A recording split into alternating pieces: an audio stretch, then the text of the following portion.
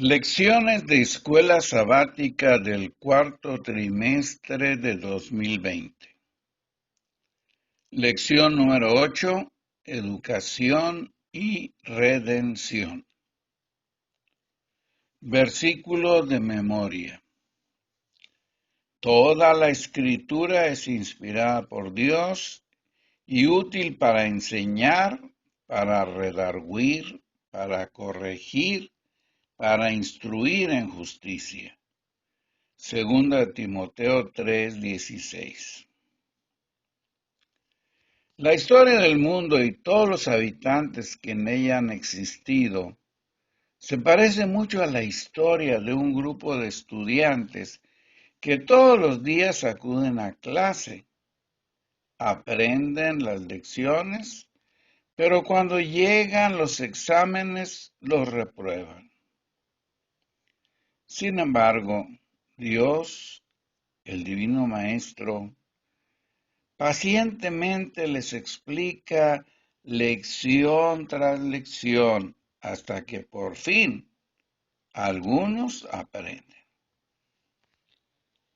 En esta historia muchos por su propio descuido no aprenden ni perseveran y terminan por el mal camino.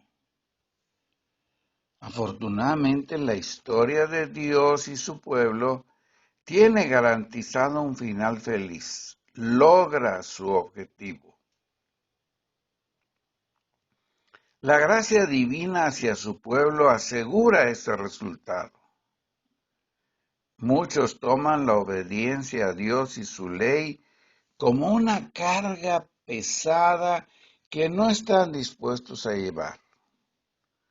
Otros creen en Dios, pero lo miran como un juez severo, siempre listo a castigar la desobediencia.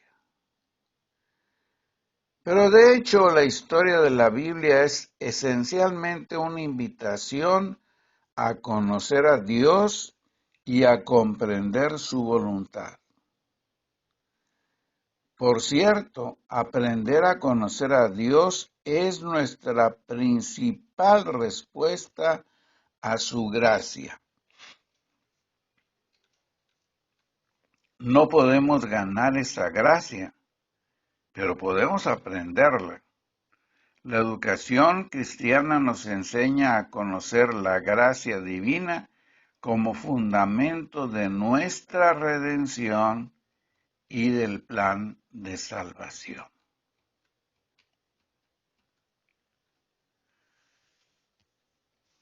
El ser humano fue creado a la imagen de Dios. Génesis 1, 26 y 27 y 5, 1 y 3 nos dice que Dios creó al hombre a su imagen y semejanza.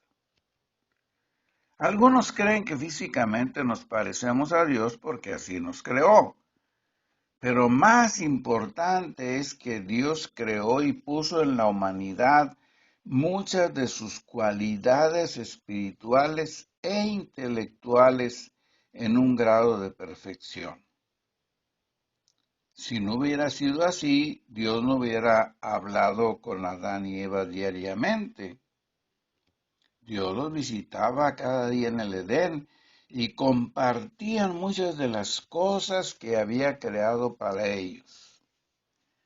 Y aunque la Escritura no da ninguna explicación precisa al respecto, es evidente que muchos de los dones y facultades que Dios dio al ser humano se perdieron después de que la pareja original pecó. Y es posible que también la imagen física que Dios había dado al hombre cambió y se distorsionó. Por tal razón, Elena de White escribió que el objetivo de la educación cristiana es restaurar en el hombre la imagen de su Hacedor, según lo establece en su libro La Educación, página 14 al 16. ¿Cómo puede la educación lograr ese objetivo? En primer lugar, debemos recordar que Dios generó una relación con los seres creados, algo similar a lo que hacen los padres con sus hijos. Nos hizo a su imagen, de la misma manera en que los hijos se parecen a sus padres, para que Él pudiera educarnos como hijos pertenecientes a su familia. No todo se perdió de la relación original, y por ello el Señor se puede comunicar y formar una relación duradera con nosotros. A pesar de todo lo que se perdió, aún tenemos la capacidad de entender a Dios, comprender sus principios y coincidir con Él. Esto es precisamente lo que sucede en la educación. Primero en el hogar, entre padres e hijos, y luego en la escuela, cuando los maestros se hacen cargo de la obra educativa. Evidentemente, Dios planificó este proceso de educación que conocemos también, al dotarnos de cualidades intelectuales que no dio a otros seres creados. Esto fortalece la idea de que Dios nos creó a su imagen y semejanza. Por ello también podemos conocerlo hasta que su imagen, o sea, su mente, se refleje en la nuestra. La historia de la redención es una historia de educación desde la creación hasta la encarnación y desde la encarnación hasta la redención. Dios es un maestro y el cielo es una escuela por la eternidad.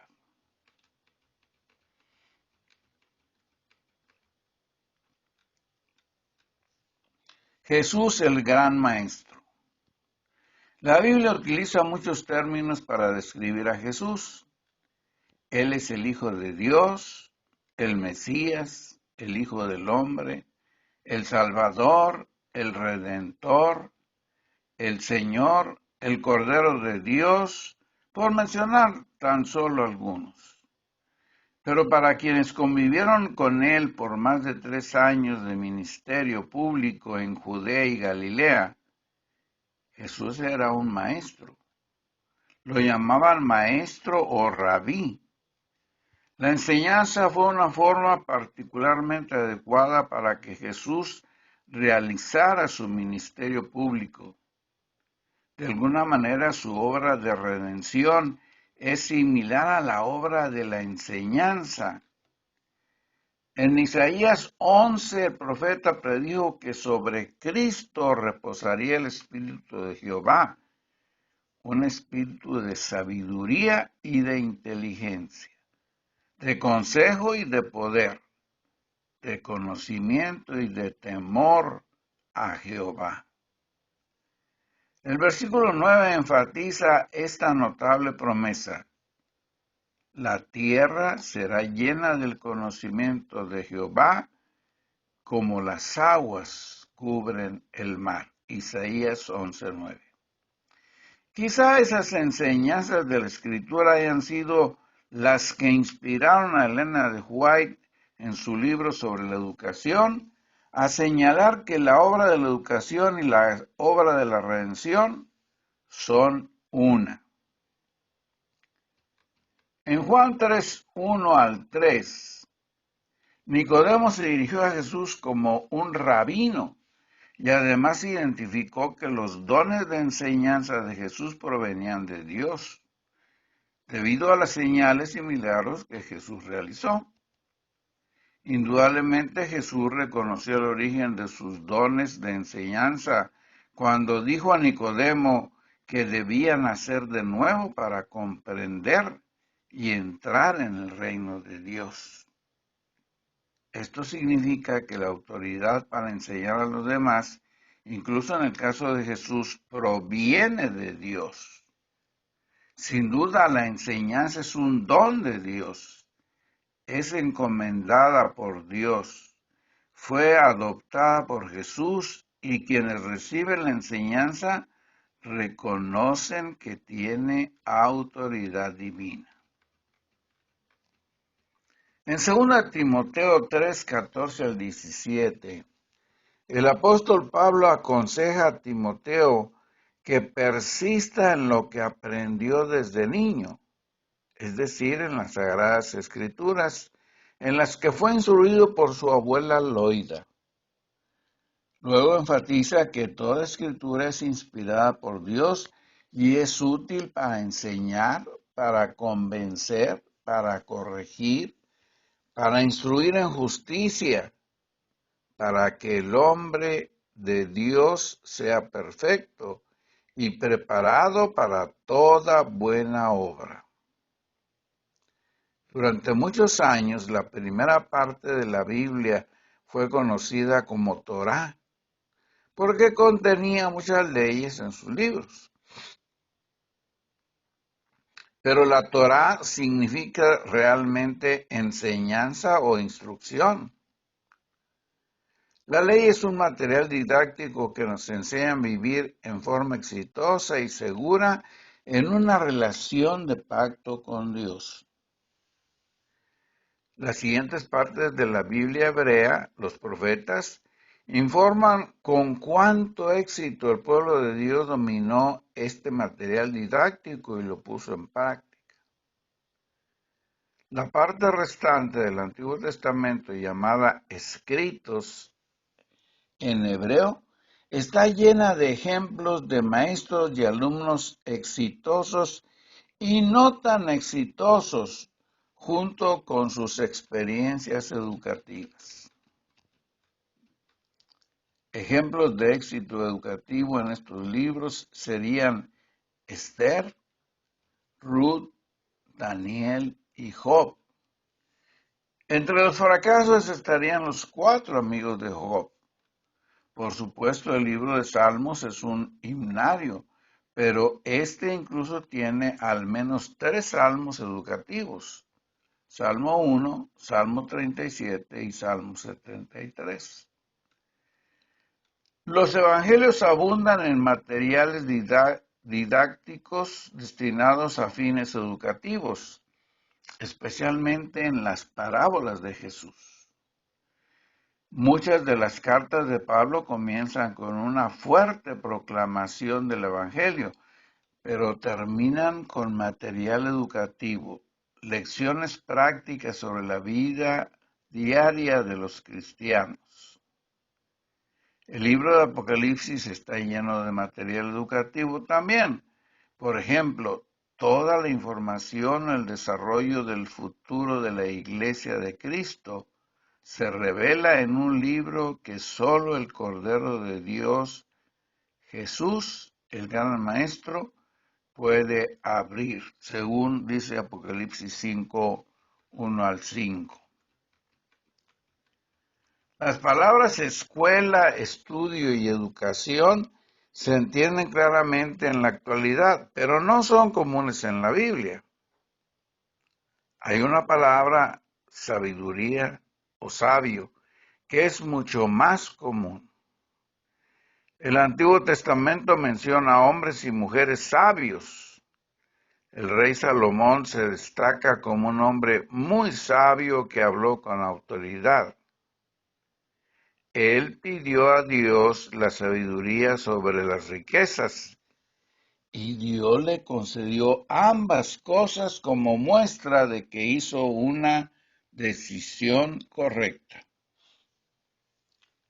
Proverbios y Eclesiastés contienen muchas enseñanzas sabias sobre diversos temas atribuidas a Salomón y a otros sabios maestros de la antigüedad. En nuestro tiempo, la sabiduría es el más alto grado de conocimiento, pero en muchos aspectos va más allá del conocimiento. Una persona sabia es aquella que actúa prudentemente en todos los aspectos de la vida. Según la Biblia, la sabiduría se aprende de padres y maestros, especialmente en los primeros años de vida. Todos acumulamos sabiduría a lo largo de nuestra existencia. La sabiduría tiene un lado práctico. Por ejemplo, aprende de las hormigas, dice un pasaje de la Biblia, que recogen en el verano para tener suficiente provisión para el invierno. Proverbios 6, 6 al 8. Desafortunadamente, muchas veces rechazamos actuar con sabiduría y nos dejamos llevar por nuestros impulsos o emociones. La sabiduría comienza con la fe en Dios y sigue ciertos principios fundamentales. Proverbios 1:17 nos ayuda a vivir de manera responsable y en beneficio de los demás, y también nos ayuda a protegernos de la desgracia. No olvidemos que el principio de la sabiduría es el temor a Jehová. Los insensatos desprecian la sabiduría y la enseñanza. La educación en las primeras iglesias. Uno de los principios notables de la educación en las Escrituras surge cuando Jesús, el gran maestro, se prepara para dejar a sus alumnos o discípulos. Algunos consideraron que estaban listos para valerse por sí mismos. Jesús les brindó un programa de educación continua bajo la tutela del Espíritu Santo. Jesús se identificó como maestro o guía, como consolador y abogado, que será dado a los seguidores de Jesús en forma permanente, según Juan 4, 16 y 17. Se lo identifica como el Espíritu de verdad. Si bien el Espíritu Santo no se identifica como educador, la obra del Espíritu indudablemente es educativa, especialmente en lo que respecta a buscar y encontrar la verdad. Lee 1 Corintios 2, 1 al 16. Pablo comienza recordando a la iglesia de Corinto que cuando fue a ellos por primera vez no habló de nada más que de Jesucristo y de su crucifixión. Nada de sabiduría astuta, solo la proclamación del Evangelio.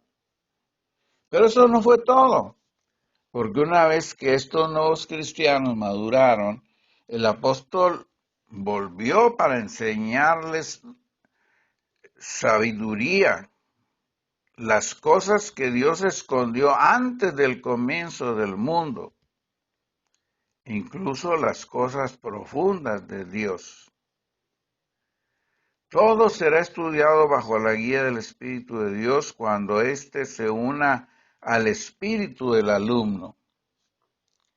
El capítulo concluye con una cita del profeta Isaías, quien enseñó al Espíritu de Jehová o le aconsejó enseñándole. Isaías 40:13. El profeta que hablaba a la gente común de su época diría que nadie puede hacer eso, pero Pablo corrigió esa percepción al concluir: nosotros tenemos la mente de Cristo, lo que significa que los cristianos llenos del Espíritu tienen acceso incluso a la mente de Dios y por lo tanto a cualquier cantidad de aprendizaje y entendimiento necesarios para conocer el camino de la justicia.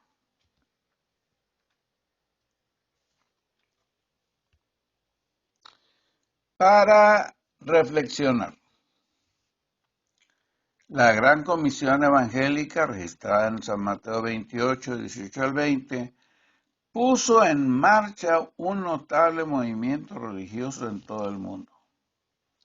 Unos pocos apóstoles recorrieron las grandes regiones conocidas hasta entonces y reunieron alumnos, los convirtieron en discípulos, los llamaron a creer en Jesús, los bautizaron y procedieron a enseñarles todas las cosas que Jesús les había mandado.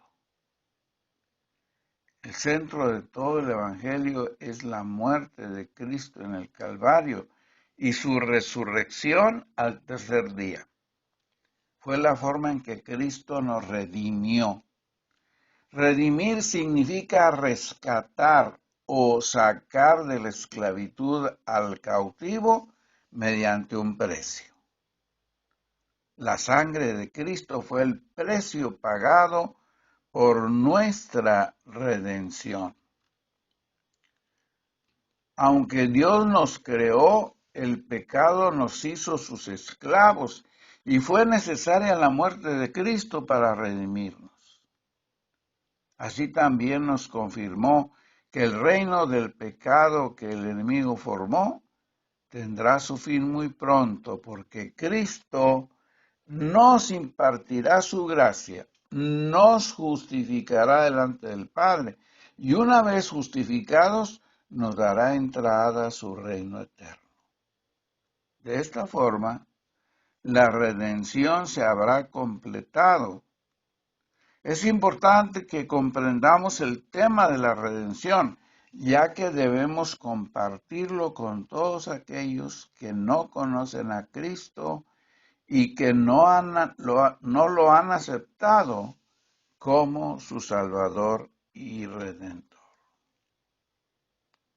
Que Dios bendiga su palabra esta semana y que juntos podamos ir descubriendo y guardando en nuestros corazones todas las verdades que Dios creó para nosotros desde la creación, a través de su ministerio en la tierra y que a través de su palabra nos enseña en este tiempo. Que Dios nos bendiga.